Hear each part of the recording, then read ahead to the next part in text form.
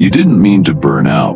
You were just trying to keep up. With deadlines, with expectations, with bills, family, pressure, noise, and somewhere along the way you stopped hearing your body whispering for rest. Then one day the whispers turned to silence. The exhaustion stopped being fixable with a nap or a weekend off. Your sleep vanished or turned fragile, fragmented, elusive, and suddenly even resting felt like another thing you were failing at. Burnout isn't just stress. It's what happens when your body's emergency systems have been running on fumes for too long. It hijacks your hormones, rewires your sleep cycles, and makes you feel like you're stuck in a loop. Too tired to function, too wired to sleep, and too numb to care. This episode is for anyone who's been there, anyone who's still there. You are not lazy, you are not broken, you are burned out. And healing is possible. Tonight, we're going to untangle the web that burnout creates between stress, sleep, and the nervous system. We'll explore what happens in the body when you've been running on empty for too long. We'll talk about why your usual sleep tips stopped working. And most importantly, we'll begin building a new foundation, one built not on pushing through, but on coming back to yourself. Welcome to episode 9, Rebuilding After Burnout. What burnout does to the sleep system. You can be completely exhausted and still unable to sleep. You can lie in bed for hours, unable to shut your mind off. You can wake up at 3 a.m. with your heart pounding and your body alert, as if morning has arrived, even though it hasn't. You can feel like you've done nothing all day, and yet your body won't rest at night. That's not insomnia. That's burnout. And burnout has its own unique fingerprint on your sleep system. Let's look at what happens inside the body, not from a place of fear, but from compassion. Because the more you understand why this is happening, the less you'll blame yourself for it. Burnout begins with chronic stress. But not the kind that comes from one big traumatic event. It's the stress that simmers, that builds day by day, week by week. It's the constant pressure to produce, to prove, to show up, to not fall behind.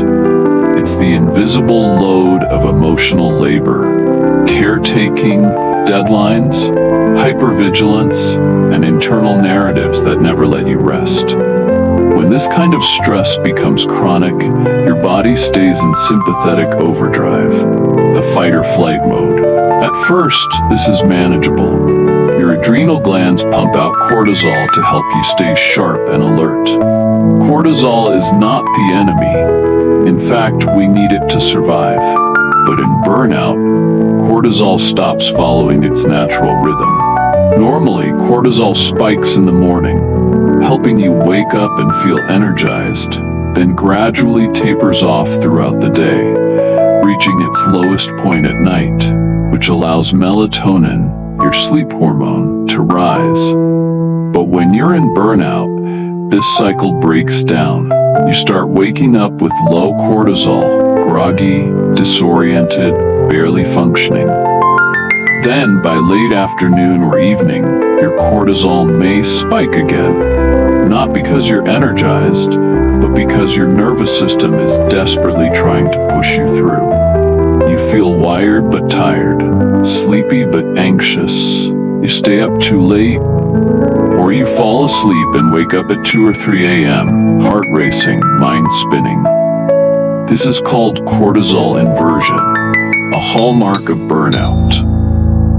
And it doesn't stop there. Your body also starts producing more adrenaline to compensate for the lack of energy. Adrenaline gives you a false sense of motivation, a burst of action, but it's short-lived and it keeps your nervous system on high alert, making deep sleep nearly impossible. Even if you sleep, you don't drop into slow-wave sleep, the restorative phase. You wake up feeling like you never slept at all. Meanwhile, your levels of dopamine and serotonin, the neurotransmitters responsible for motivation, calm, and mood regulation begin to drop. These aren't just happiness chemicals. They're vital for the brain's ability to initiate and maintain healthy sleep cycles. Without enough serotonin, melatonin production suffers. Without enough dopamine, you feel emotionally flat, unmotivated, and even afraid of sleep because you associate lying in bed with failure. So now your body is wired, your brain is low on mood-regulating chemicals, your circadian rhythm is confused, and your heart is tired. This is why burnout feels like a full-body shutdown. It's not in your head. It's not because you can't handle stress. It's because your system, hormonal, neurological, emotional, has been running in survival mode for too long. And survival mode is not compatible with sleep. But here's the good news. Your body wants to return to balance. Your brain wants to sleep. Your nervous system wants to soften. It's just forgotten how. Listening to the signals, how to recognize burnout in your sleep patterns. Burnout doesn't always show up in your calendar. It doesn't always look like collapse. Sometimes it shows up in your sleep. And your body, long before it breaks down during the day, whispers through the way you rest at night. If you're listening closely, you'll begin to notice it. Not in big, dramatic symptoms, but in subtle, repeating patterns that tell a deeper story. Here's what to listen for. Maybe you fall asleep quickly, but wake up just a few hours later, wide-eyed, heart racing, brain buzzing with fragmented thoughts. You check the clock. It's 2:17 a.m. or 3:41 a.m. Always in that strange middle of the night window when the world is still, but your nervous system is not. This isn't just bad luck. It's a sign your adrenal system is dysregulated. In burnout, your body often releases cortisol too late in the day, and it doesn't fully shut off overnight. So while your mind thinks it's bedtime, your body is still in watchtower mode, scanning for danger, anticipating the next email, the next demand, the next letdown. This kind of sleep isn't rest. It's surveillance. Other nights, you may stay asleep, but you wake up feeling like you ran a marathon. Your dreams are vivid, chaotic, emotionally charged. You wake up sweating, or clenching your jaw, or with your hands in fists. You don't remember details, only that you weren't really resting in those dreams. You were still trying to fix, organize, control. That's not just REM sleep, that's emotional processing overload. Your brain, starved of daytime safety, tries to process everything at night. All the feelings you repressed, all the fears you silenced, and it does so with urgency. You wake up feeling more exhausted than before, and sometimes strangely guilty, like sleep didn't work. This is not failure. This is a sign your emotional system is carrying too much for too long. There are other signals too. Maybe your breath changes the moment you lie down. It goes shallow. Your chest tightens. You suddenly feel hyper-aware of your heartbeat, or like you forgot how to breathe normally. That's a vagal signal. Your nervous system telling you, I don't feel safe in stillness. Or maybe you procrastinate bedtime entirely. You scroll endlessly. Or suddenly start cleaning, organizing, planning. You say you're just not tired yet, but really you're avoiding the confrontation of stillness. Because stillness means meeting yourself. And in burnout, that can feel terrifying. That's called revenge bedtime procrastination. Not because you're being defiant, but because your soul is desperate for unstructured time. Time that's yours. Time that's not taken. And yet it costs you sleep. There's one more pattern, a heavy one. You wake up with dread. Before your feet hit the floor, before your mind even forms full thoughts, your chest already aches. you don't want to do today. Not because you're lazy, but because you're spent. You slept, but you didn't restore. This is the hallmark of burnout-induced sleep fragmentation, a state where the body goes through the motions of sleep but never reaches the depths of parasympathetic restoration. It's like plugging in your phone and finding out 8 hours later that the charger wasn't working, and maybe reading all this you recognize yourself. And that's okay, because recognizing the pattern is the first step toward rewriting it. From numb to noticing, reconnecting with the body after shutdown. When you've been burned out long enough, you don't just feel tired, you feel nothing, not joy, not sadness, just a flat, gray quiet, not peaceful, not terrible, just empty. This is numbness, and it's not a weakness or a flaw. It's your nervous system trying to protect you. When the stress is too high for too long, and there's no safe way out, your body doesn't just fight or flee. It freezes. It disconnects. This is called the dorsal vagal state, the shutdown branch of the nervous system. It's like your body saying, if I can't escape this, maybe I can survive by feeling nothing at all. And it works for a while. You stop caring. You go through the motions. You tell people you're fine. You get through the day. But inside, it's like you're watching your life from behind a foggy window. You're not broken. You're in protective pause. But here's the hard part. When you're numb, even healing can feel like too much.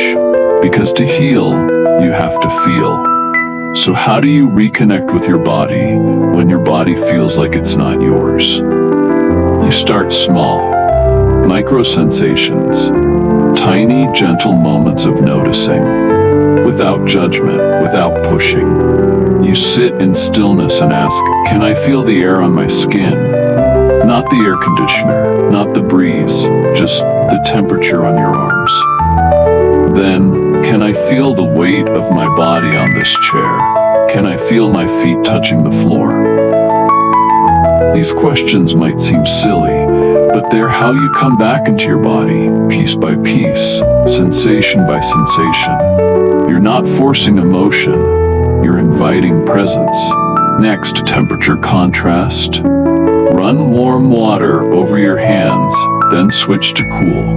Notice the difference. Really notice it. Or hold a warm mug of tea. Feel the heat spread into your palms. Why does this help? Because when you're numb, you need clear, gentle signals from your environment to wake the sensory system up.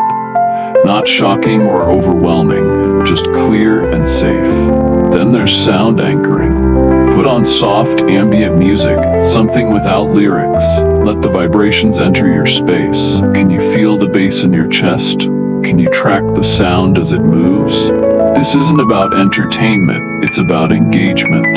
Your body remembers sound, rhythm, tone. These are the earliest languages of safety we ever knew. Before words, before logic. Another beautiful practice, self-contact. Place one hand over your chest, one on your belly. Breathe. Feel the rise and fall. You don't need to change anything. Just witness the fact that you are here. You are breathing. You are touching your own body. Gently, kindly, without needing it to be different. This is how numbness begins to thaw. Not with big epiphanies, but with quiet noticing. One breath at a time. Healing sleep from the inside out, nervous system practices for deep rest. By now you may be realizing your sleep doesn't start at night. It starts deep inside your nervous system, in how safe, how supported, how settled your body feels at the end of the day. And if you've been living in burnout, chances are your body doesn't know how to feel safe anymore. So before we try to fix sleep, we have to speak the language of the body, not English, not logic, not checklists, somatic language, sensation, breath, rhythm, touch, vibration. This is the language your nervous system understands. And the good news is, you don't need fancy gear, expensive supplements, or complicated programs to speak it. You already have what you need. So let's begin. Here's a short sequence. A nightly practice you can do lying in bed, designed to gently guide your nervous system out of stress and into rest. Think of it not as a hack, but as a ritual, one that helps your body remember how to feel safe in stillness. Step 1. Weighted presence. 2 minutes. Lie down on your back. Place one hand on your chest, one on your belly. Feel the contact. Feel the weight. Let your shoulders drop. Now say either out loud or silently, "I'm here. I'm safe. I don't have to do anything right now." Let your breath stay natural. No need to force deep breaths yet. Just notice your body being held by the mattress, by gravity, by your own hands. Step 2. Exhale, lengthening. 3 minutes. Begin to breathe slowly, gently. Inhale for a count of 4. Exhale for a count of 6. Why the longer exhale? Because every long exhale activates the parasympathetic nervous system, your rest and digest mode. Even just a few minutes of this tells your vagus nerve, stand down, it's safe now. If 4 to 6 feels too much, try 3 to 5. The ratio matters more than the numbers. Step 3. Vibration reset, 2 minutes. Now hum, yes, hum. Pick a soft sound, or or any tone that feels good. Hum slowly, exhaling fully each time. You might feel your chest or throat vibrate. That's not just sound, that's a signal, a vibrational massage to your vagus nerve. Do 5 to 10 slow hums, then pause. Feel the silence afterward. It often holds more rest than the sound itself. Step 4. Butterfly hold, 2 minutes. Cross your arms over your chest, hands resting on opposite shoulders, like a self-hug. Close your eyes. Begin to tap one side, then the other. Left, right, gently. This is a bilateral stimulation technique used in somatic therapies. It helps calm overactive thoughts and bring your brain back into a sense of coherence. Tap for 1 to 2 minutes, then rest. Feel what shifted. Step 5. Permission phrase. End with one sentence. Say it softly. Breathe with it. Here are a few options. It's okay to rest now. I've done enough for today. My body knows how to sleep. I trust the quiet. I release what I can't carry. Pick the one that feels like truth, or make your own. Let it be your lullaby. This practice may not work perfectly the first night. That's okay. Healing sleep isn't about flipping a switch. It's about rebuilding relationship with your body, your breath, your boundaries. And every time you do this, even imperfectly, your body learns, I'm not in danger anymore. I can rest now. I'm allowed to come home to myself. Redefining recovery. What rest looks like beyond sleep. For most of your life, you've been taught that rest equals sleep. And when you can't sleep, or when you wake up exhausted even after sleeping, it feels like rest is broken, like your body is broken. But here's the truth. Burnout teaches you, sleep is not the only kind of rest. In fact, for many people in burnout, it's not even the first kind of rest you need. Because sleep is what happens when the body feels safe. But if your waking life is full of invisible pressure, perfectionism, hyperproductivity, emotional masking, and self-erasure, then sleep is like trying to plant seeds in dry, cracked soil. The soil needs moisture first, and that moisture is made of other forms of rest. Subtle, surprising, overlooked, that begin to soften the nervous system during the day so it can surrender at night. Let's redefine rest. Let's name the kinds of rest you may have been craving, but never gave yourself permission to receive. 1. Sensory rest. If you're constantly surrounded by noise, phones, screens, lights, conversations, notifications, Your sensory system never gets a break. Even when you're physically lying down, your brain is overstimulated. Sensory rest looks like silence, dim light, stillness, a pause between songs, no background TV, no scrolling. It's not about meditation apps or perfect quiet. It's about reducing input. Try a 15-minute sensory fast. Turn off all screens, close your eyes, and just be. Even if your mind races, even if you feel bored. This space is where your brain exhales. 2. Emotional rest. This is the rest of not performing, not explaining yourself, not smiling to make others comfortable, not minimizing your pain so others can stay relaxed. Emotional rest happens when you let yourself be fully honest, even if just in a journal, even if just in the dark, whispering to yourself, I'm overwhelmed, I feel lost, I need help. You don't need to fix it all. You just need a space where truth can breathe. Book 3. Creative rest. Burnout often dries up imagination. You feel uninspired, disconnected from joy, unmotivated. That's not laziness. That's a need for creative rest. Creative rest doesn't mean producing more. It means receiving beauty. Look at the sky. Listen to a song from childhood. Watch birds move. Walk without headphones and notice color, shape, shadow. Let the world move you, not demand from you. 4. Social rest. This doesn't always mean being alone. Sometimes it means being with people who don't need anything from you. Friends where silence is safe, where you can just sit and breathe. Other times, social rest means pulling back from relationships where you perform, fix, lead, or entertain. It's okay to step away. You can love people and still need space from them. 5. Rest in motion. This one is counterintuitive, but powerful. For some, stillness feels threatening. Lying in bed is when the thoughts flood in, the memories, the fear. So rest doesn't begin in stillness, it begins in movement. Not intense workouts, not punishment, but rhythmic, repetitive, gentle movement. Walking slowly, swaying, rocking, stretching, dancing with no rules. These motions help the body feel safe while moving, which teaches it that safety is possible even in the quiet. Soul rest. This is the rarest kind. The kind you feel when you don't have to be anything, don't have to become anything, don't have to try harder or be better. The kind of rest where you belong simply because you exist.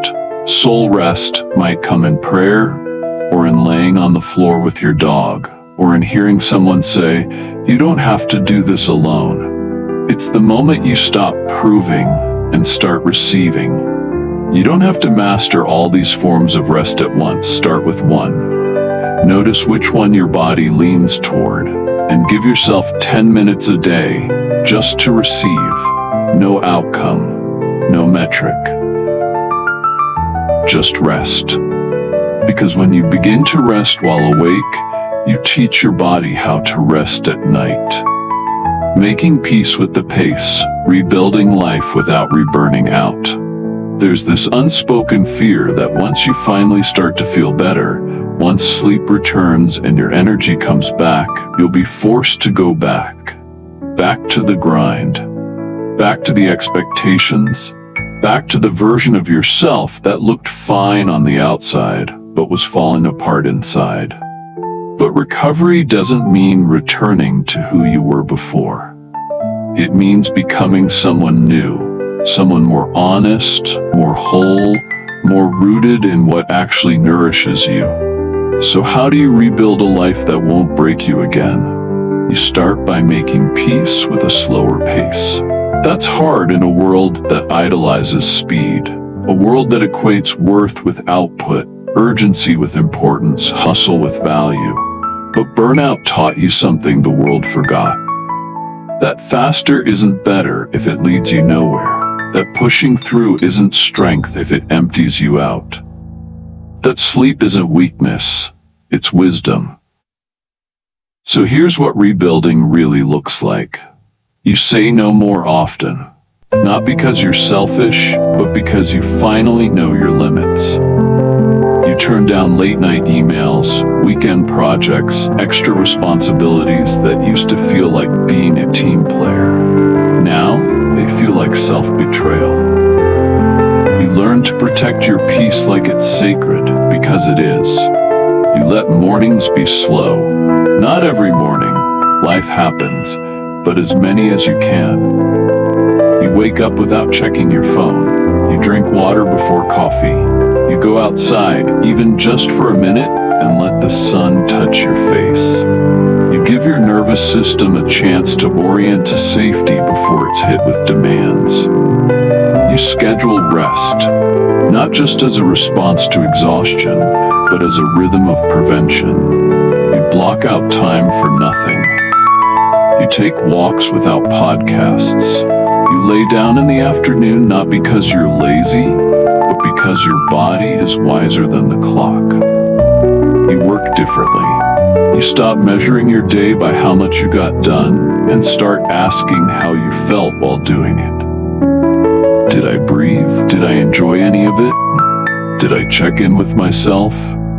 You give yourself permission to work in bursts and waves with pauses in between. You stop forcing focus when your body is screaming for stillness. You let others down, gently, but truthfully. Because you're done abandoning yourself to meet someone else's expectations. And yes, some people won't understand. That's okay. The ones who matter will adjust. And if they don't, maybe they were part of what kept you stuck. You create rituals, not routines, because routines are rigid, but rituals are alive. They're soft anchors that remind your body, we're safe now. A cup of tea at the same time each evening, a candle lit before bed, a journal open on your nightstand, a playlist that calms your heartbeat. These small, repeatable acts of care rebuild the bridge between your nervous system and the present moment. You learn to live inside your body again, not as a machine to optimize, not as an obstacle to push past, but as a partner, a home, a source of wisdom. You ask, what do I need? And then you actually listen. Most of all, you stop seeing healing as a destination. You stop waiting for the day when you'll arrive and never feel tired again. Instead, you realize that wholeness is not a finish line. It's a way of walking, a way of waking up each day and choosing again and again not to abandon yourself. You can build a life that includes stress without letting it steal your sleep. You can build a life that includes responsibility without losing your softness. You can build a life where your nervous system doesn't have to brace for impact every time the phone rings or your inbox pings. It won't be perfect. Some days you'll fall back into old patterns. That's not failure. That's memory. Your body remembers how it used to survive. But with every breath, every boundary, every moment of rest you choose, you're teaching it something new, something gentler, something true. The invisible victory, how healing sleep becomes a quiet superpower. You won't wake up one morning and suddenly feel healed. There won't be fireworks. There won't be a soundtrack playing as you stretch and smile and say, wow, I'm back. Healing doesn't announce itself like that. It arrives slowly, quietly, almost shyly, like early spring after a long winter. At first, it feels like this. You wake up and you don't dread the day. You open your eyes and realize you slept through the night. No jolts awake at 3 a.m., no racing heart, no endless loop of I should've or what if. Just sleep, simple, whole, uneventful. It's easy to miss this as a victory because we're so used to measuring progress in loud, dramatic ways. We want breakthroughs, transformations, declarations. But healing sleep doesn't shout. It whispers. It whispers your nervous system is starting to believe you. It whispers whispers, your body trusts the night again. It whispers, you made it through. And here's the secret. These quiet victories are the ones that matter most, because they mean your body is no longer fighting you. Your breath is no longer bracing. Your thoughts no longer feel like enemies. Sleep, real, restful, healing sleep, becomes your new baseline. Not every night, maybe. Not forever perfect, but often enough to change everything. Because sleep doesn't just repair your brain. It restores your boundaries. It recalibrates your immune system, your mood, your memory. It helps your gut rebuild its balance. It helps your heart regulate your emotions. It makes you more patient with your children, more present with your partner, more clear in your decisions, more gentle with yourself. It makes your life feel livable again. And no one may see this shift from the outside. You won't get a promotion for sleeping well. You won't get a viral post for choosing rest over revenge productivity. But you'll feel it in the moments that used to crush you and no longer do. You'll feel it in the way your shoulders sit lower during a hard conversation, in how your voice doesn't crack when you say no, in how you stop apologizing for needing space, in how you show up to your work, your relationships, yourself, not from depletion, but from overflow. Healing sleep doesn't just change your nights, it changes your days. And that's what makes it a quiet superpower. Staying well, a gentle guide for life after burnout. So you've made it through the fire, not by sprinting, not by crushing goals, but by slowing down, softening, listening, by learning to rest again. And now you're here, on the other side of burnout, or maybe still walking out of its smoke. Maybe you're not fully well yet, but you're no longer collapsing. Maybe you're not sleeping perfectly, but you trust that sleep will return. So how do you stay well? In a world that still runs too fast, demands too much, and rarely applauds the quiet work of nervous system repair, you stay well, not by perfection, but by rhythm. By knowing that recovery isn't a one-time event, it's a relationship. A living, breathing rhythm between your body and your life. And rhythms don't demand consistency. They invite return. Here's what that rhythm might look like. You build your days around energy, not expectations. You wake up and ask, where am I today? Some days you move mountains, some days you move your breath, and both are valuable. You normalize fluctuation. There are days when you'll feel sharp, inspired, even unstoppable. And there are days when your body pulls you back into slowness. You don't argue with either. You learn to ride the wave instead of cursing the tide. You ritualize regulation. Maybe every evening you dim the lights at 8:30.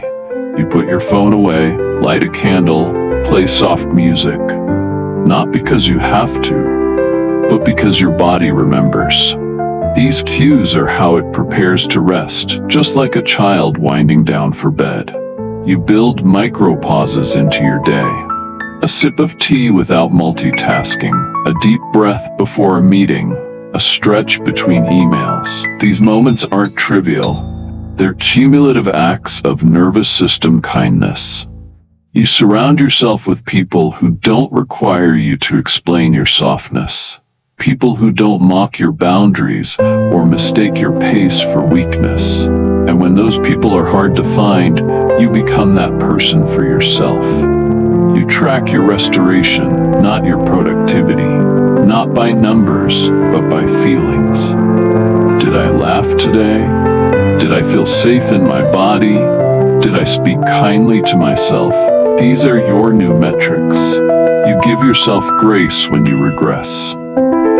You will have nights when sleep escapes you again. Days when you say yes too often. Weeks when burnout knocks on your door. You don't spiral, you return. Because you know now, Rest is not a reward for doing enough. It's the foundation that allows you to be enough. And sleep, real, nourishing, natural sleep, isn't something you earn by collapsing. It's something you receive when your body feels safe. So you build a life where safety isn't conditional, where your nervous system doesn't have to brace every time you check your calendar, where softness is sustainable, where wholeness isn't a goal, it's your ground. This is what life after burnout can look like. It won't be flashy, it won't impress strangers, but it will hold you, night after night, breath after breath, in the sacred, steady rhythm of your new beginning. If this episode resonated with you, even in the smallest way, I want you to take a breath right here and give yourself credit. You showed up, you stayed, you listened, not just to me, but to yourself. And that is no small thing. This journey through burnout and back into rest is not linear. It's not easy, but it's worth every gentle step. And you are not alone on this path.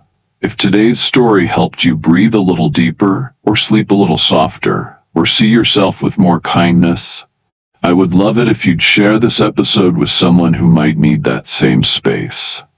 And if you haven't yet, feel free to follow the show, leave a review, or drop a comment. Not just for me, but for the next person who stumbles across this series at 2 a.m., searching for something that feels like truth.